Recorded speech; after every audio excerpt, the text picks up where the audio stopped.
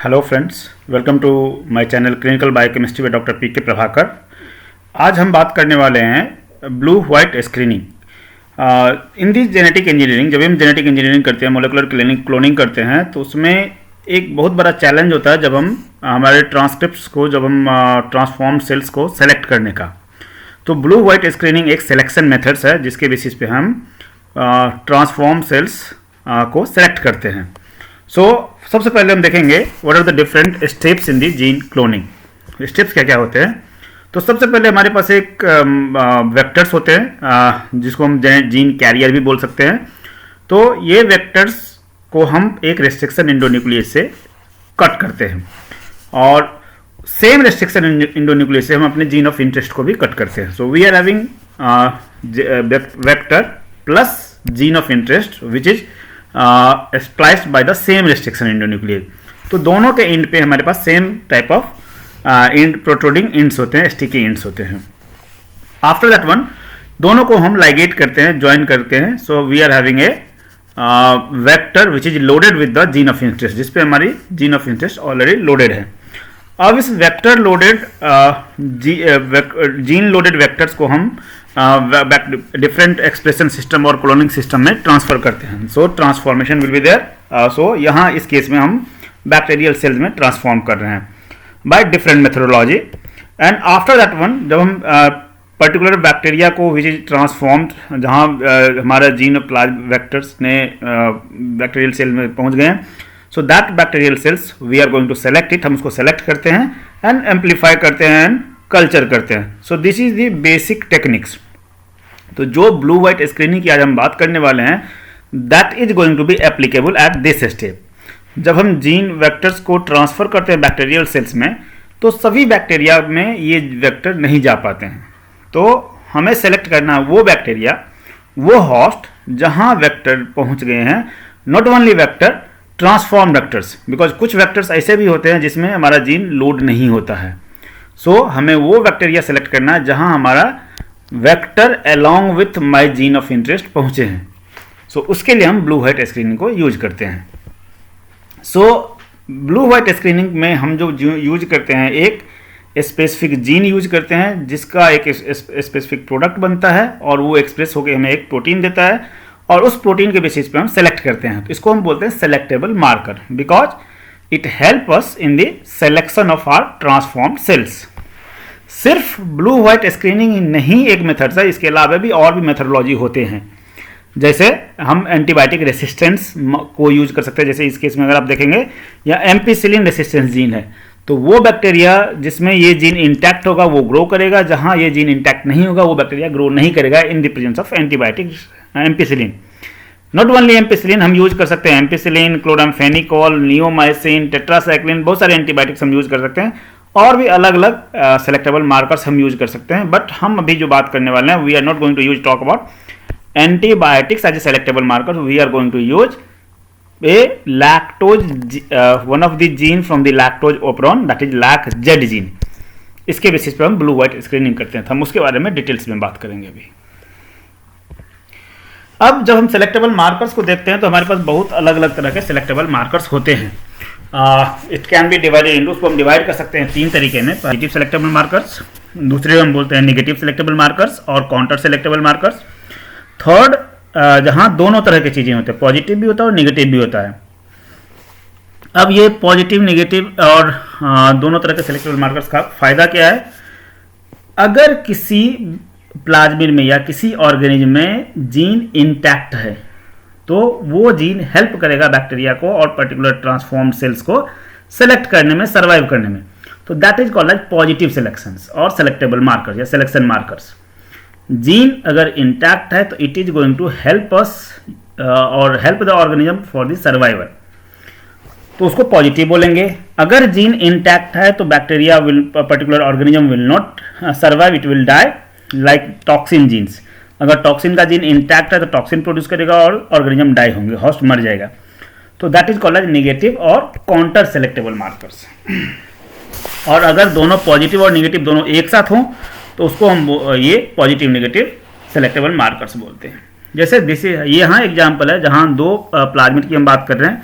एक one of the most common और primitive plasmid modified plasmid that is called PBr322, and दूसरा PBr322 से ही मॉडिफाइड होकर PUC सीरीज का वेक्टर है दैट इज PUC19। तो एक एक करके हम बात करते हैं। In the case of PBr322 अगर आप देख रहे होंगे, यहाँ एम्पिसिलिन रेसिस्टेंस का जीन है और यहाँ टेट्रासाइक्लिन रेसिस्टेंस का जीन है। सो ये ampicillin and tetracycline resistance gene जो है वो एंटीबायोटिक रेसिस्टेंस के लिए जीन है। अगर और दोनों के केस में, in both the cases either ampicillin और टेट्रासाइक्लिन दोनों में अगर आप देखेंगे तो हमारे पास यहाँ रेस्ट्रिक्शन एंडोन्यूक्लियस का साइट्स हैं, स्पेसिफिक लोकेशंस है जहाँ हम रेस्ट्रिक्शन एंडोन्यूक्लियस को कट करके अपना जीन ऑफ इंटरेस्ट इंसर्ट कर सकते हैं। अब अगर हमने BAM-H1 रेस्ट्रिक्शन एंडोन्यूक्लियाइज यूज किया तो ये यहाँ से स्प्लाइस करेगा और माय जीन ऑफ इंटरेस्ट हमारा जो होगा वो यहाँ इंसर्ट हो जाएगा। उससे होगा क्या, टेट्रासाइक्लिन रेसिस्टेंस का जीन स्प्लाइस्ड हो जाएगा, सो ये फ्रैगमेंट में बन जाएगा, मीन्स 2 पार्ट में डिवाइड हो जाएगा। तो हम बैक्टीरिया के पास ये कैरेक्टर अवेलेबल नहीं होगा, bacteria will lose this characteristic feature. तब अगर आप बैक्टीरिया को ग्रो करेंगे in the presence of tetracycline तो bacteria does not have, bacteria के पास ये होगा नहीं जीन रेसिस्टेंस जीन, तो बैक्टीरिया सर्वाइव नहीं करेगा in presence of tetracycline. So इस तरह के इनएक्टिवेशन को, जैसे इसमें टेट्रासाइक्लिन रेसिस्टेंस जीन इनएक्टिवेट हो गया because of the insertion, so it is called insertional inactivations. अगर आप एक पर्टिकुलर जीन को इंसर्ट करते हैं किसी जीन में, उससे दूसरा जीन इनएक्टिवेट हो जाता है, उसको बोल रहे हैं हम insertional inactivation. So this is in case of PBr322। Similarly हम यहाँ भी इंसर्ट कर सकते हैं तो एम्पिसिलिन रेसिस्टेंस जीन इनएक्टिवेट हो जाएगा।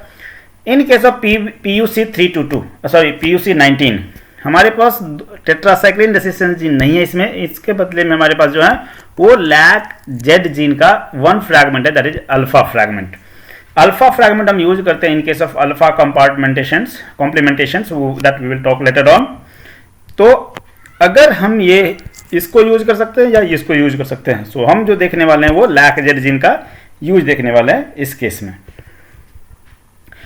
This is a plasmid vectors, ये हमारा एक प्लाज्मिड वेक्टर है जिसमें एम्पिसिलिन रेसिस्टेंस एक सेलेक्टेबल मार्कर्स है और दूसरा ये LAC-Z जीन है सेलेक्टेबल मार्कर्स। अब इसमें अगर आप देखेंगे in case of LAC-Z gene we are having a MCS in multiple cloning site या मल्टी क्लोनिंग साइट, मीन्स यहाँ बहुत सारे रेस्ट्रिक्शन एंडोन्यूक्लियस स्प्लाइस कर सकते हैं या स्पेसिफिक लोकेशन स्प्लाइसिंग साइट्स हैं बहुत सारे रेस्ट्रिक्शन एंडोन्यूक्लियस के।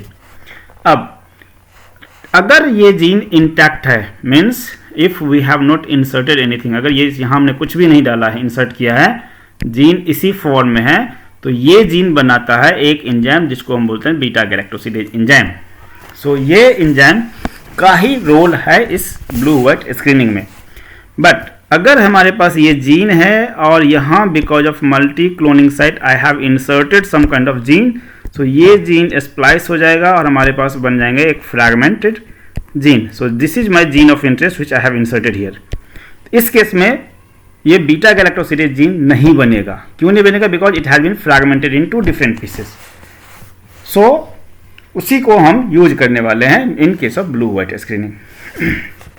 नाउ ये होता क्या है, करता क्या है, जब हम बैक्टीरिया को ग्रो करते हैं एक सबस्ट्रेट के सबस्ट्रेट हम यूज करते हैं xgal, that is a chemically colourless और वाइट कलर सब्सटेंस जिसका केमिकल नाम है 5-bromo-4-chloro-3 indolyl beta D galactoside और in abbreviation in short form we are going to call it xgal. अगर बैक्टीरिया ने बीटा गैलेक्टोसिडेज बनाया तो ये बीटा गैलेक्टोसिडेज एक्ट करता है इस पे और इस गैलेक्टोज कार्बोहाइड्रेट को स्प्लाइस कर देता है, हटा देता है। तो हमारे पास जो ये फ्रैगमेंट बना जिसका नाम हम बोलते हैं 5-bromo-4-chloro-3 हाइड्रोक्सी इंडोल। अब ये प्रोडक्ट ऑटोमेटिकली ऑटो ऑक्सीडेशंस होता है जिससे ये 2 component is going to join together and give you a blue colour product. अब इसका यूज क्या है, इसका सिग्निफिकेंस क्या हुआ? इसका सिग्निफिकेंट ये हुआ कि अगर बैक्टीरिया में LAC-Z जीन इंटैक्ट है, अगर बीच में कुछ भी इंसर्ट नहीं हुआ है, उस केस में ये जीन बनाएगा beta galactosidase and blue colour produce होगा।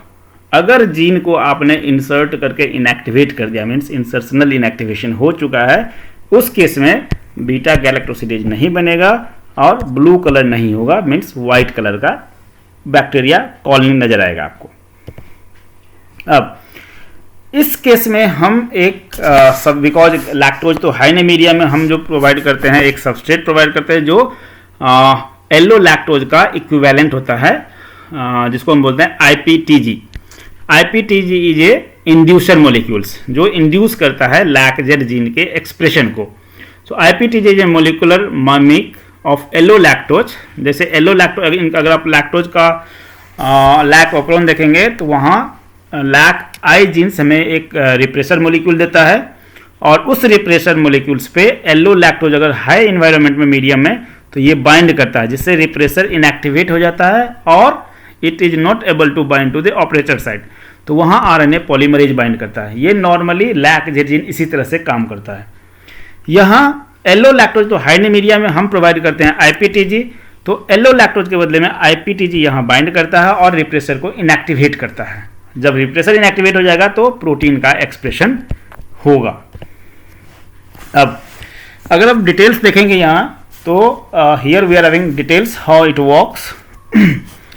लाइक जब मीडिया में IPTG नहीं अवेलेबल है, अगर हमने IPTG नहीं डाला और IPTG नहीं अवेलेबल है तो लैक आई जीन बना के हमें दिया रिप्रेसर मोलिक्यूल, और वो रिप्रेसर बाइंड करता है ऑपरेटर साइट पे।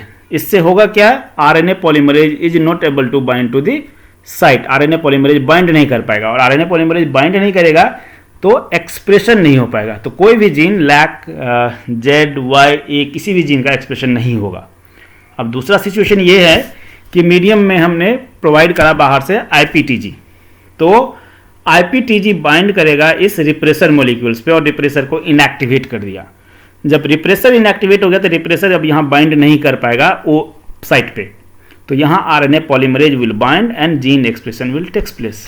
तो in presence of IPTG lacZ gene का एक्सप्रेशन होगा। अगर मीडियम में IPTG या येलो लैक्टोज नहीं है तो एक्सप्रेशन नहीं होगा। इसीलिए हम IPTG को भी यूज करते हैं इन दी कल्चर मीडियम, जब हम ये ब्लू वाइट स्क्रीनिंग या सिलेक्शन करते हैं।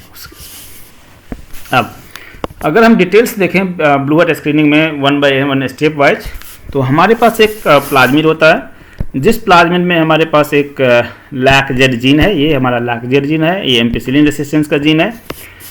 हमने एक ही रेस्ट्रिक्शन एंजाइम से लैकजेड जीन को भी स्प्लाइस किया और bacterial means foreign DNA insert जो इंसर्ट करना है, जो हमारा टारगेट DNA है, जीन ऑफ इंटरेस्ट है, उसको भी कट किया। तो दोनों में यहाँ भी हमारे पास सेम तरह के प्रोट्रूडिंग एंड और स्टिकी एंड होते हैं। अगर हम इस दोनों को मिक्स करते हैं तो हमारे पास दो पॉसिबिलिटी हैं।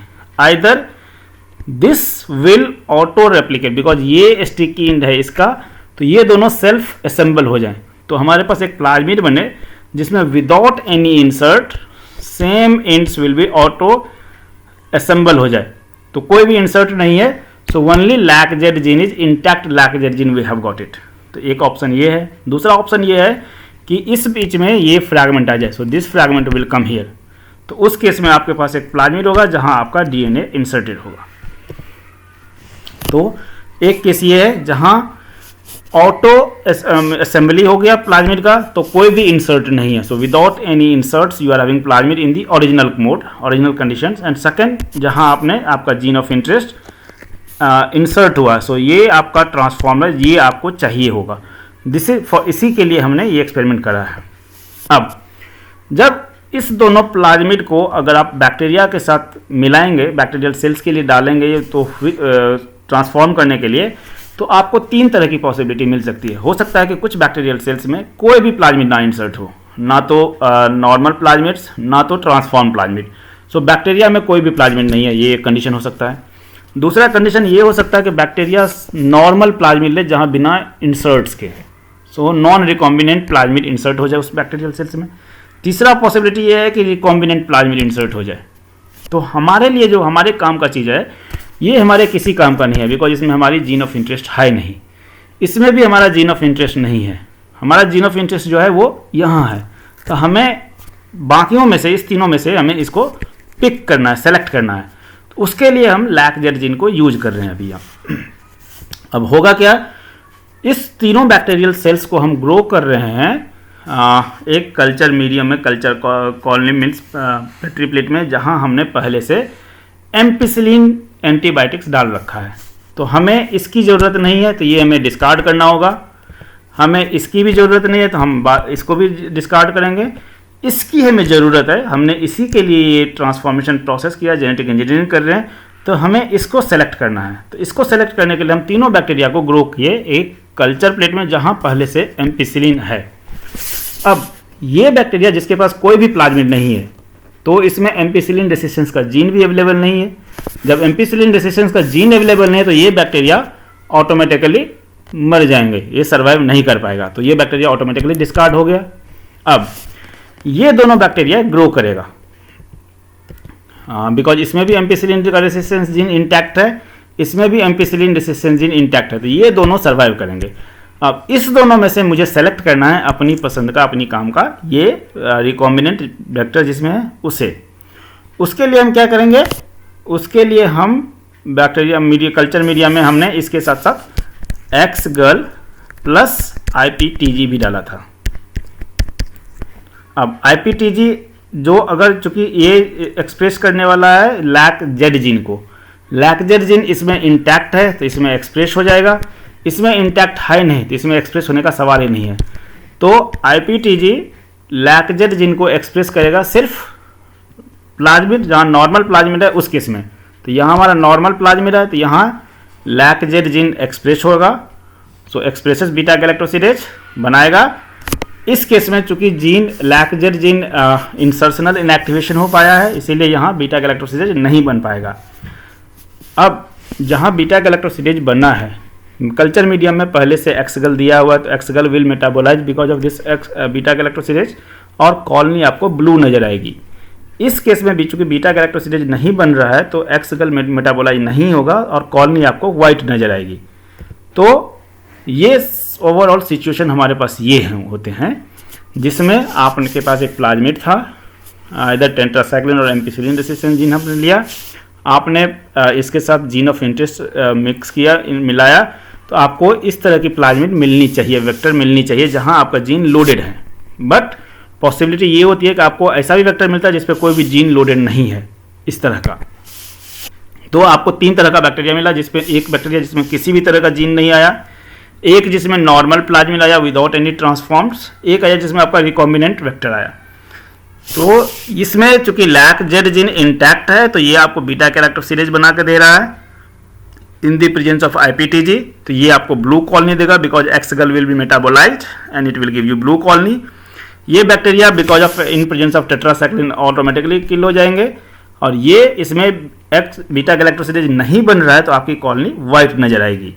तो आपने व्हाइट कॉलोनी को पिक करना है, पिक करने के बाद आपको डिफरेंट फ्लास्क में या डिफरेंट प्लेसेस पे you can culture it, grow it and you can preserve, you can keep it for future usages. तो ये आपका हुआ, इसके बेसिस पे हम ब्लू व्हाइट स्क्रीनिंग करते हैं। तो होप आपको समझ आई होगी। अगर आपको कोई भी क्वेश्चन है, कोई भी सवाल है इस रिलेटेड, आप कमेंट्स बॉक्स में डाल सकते हैं। अगर आपने हमारे चैनल को सब्सक्राइब नहीं किया है तो आप चैनल को सब्सक्राइब कर सकते हैं, बेल बटन प्रेस कर दीजिए सो दैट आपको सारी नोटिफिकेशन टाइम पे मिल जाए। Thank you very much, have a nice day.